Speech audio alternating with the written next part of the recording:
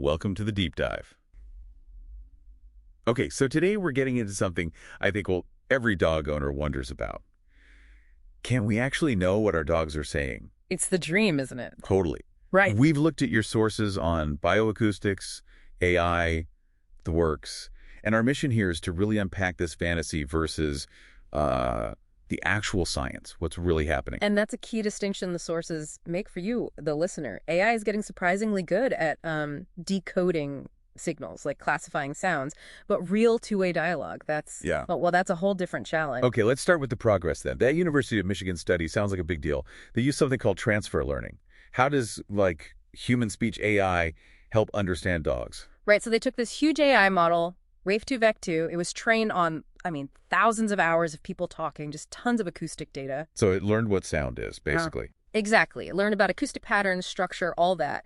Then they took that pre-trained knowledge and fine-tuned it specifically on dog barks. It's like giving it a massive head start instead of learning sound from scratch. Okay, that's clever. Very efficient. But the results, the sources say up to 70% accuracy. Now, 70% sounds pretty high. Yeah. Why isn't that, enough? Why can't we just translate based on that? Well, because that 70% is accuracy and classification, not translation. The AI got good at saying, okay, that bark sounds anxious, or that sounds playful. It could even guess the breed or sex sometimes just from the sound. But it can't tell you why the dog is anxious. Is it the mailman? Is it a squirrel? Is it something else entirely? It knows the category, not the specific meaning or the context. That's the gap. Got it. So it knows the what, but not the why. And that brings us to what the sources call the vocalization trap, right? Why is just listening to barks not enough? Because dogs are incredibly multimodal communicators. The bark, honestly, it's often the least informative part for them. We humans focus on it because we're verbal. But the dog, it's using tiny shifts in ear position, tail tension, posture, and crucially, scent.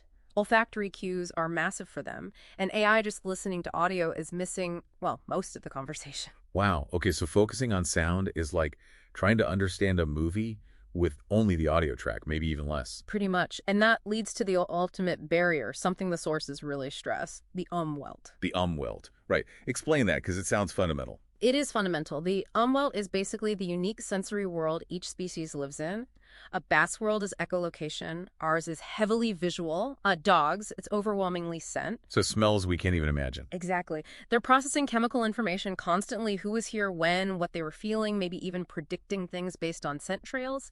It's a whole dimension of reality we and our current AI are completely blind to. So you can't translate something you can't even detect. It's like explaining red to someone born blind.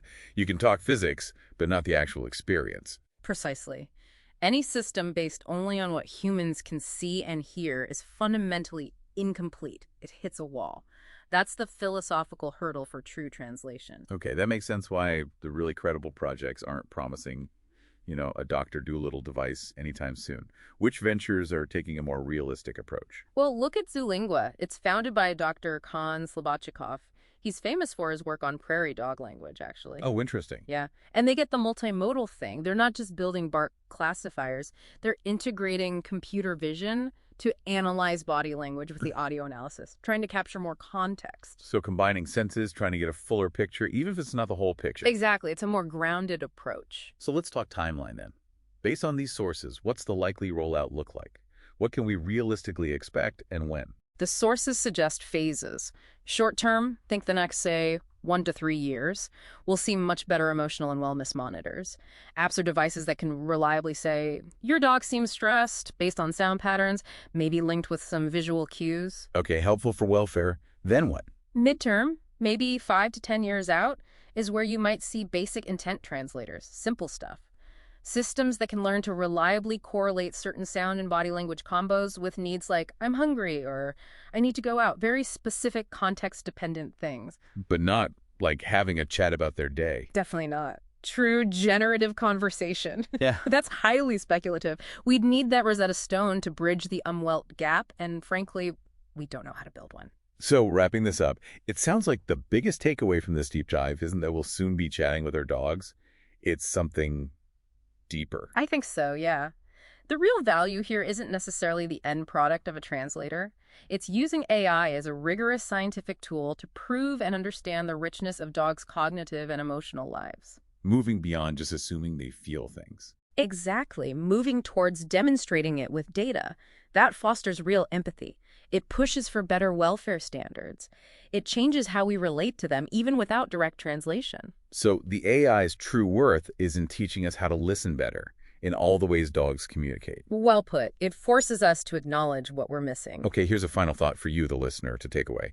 If we could somehow scientifically translate the full richness of your dog's scent-based umwelt, what new ethical duties would you instantly feel? Think about their environment, their comfort, maybe even their rights, viewed through that entirely different sensory world. Something to ponder until our next deep dive.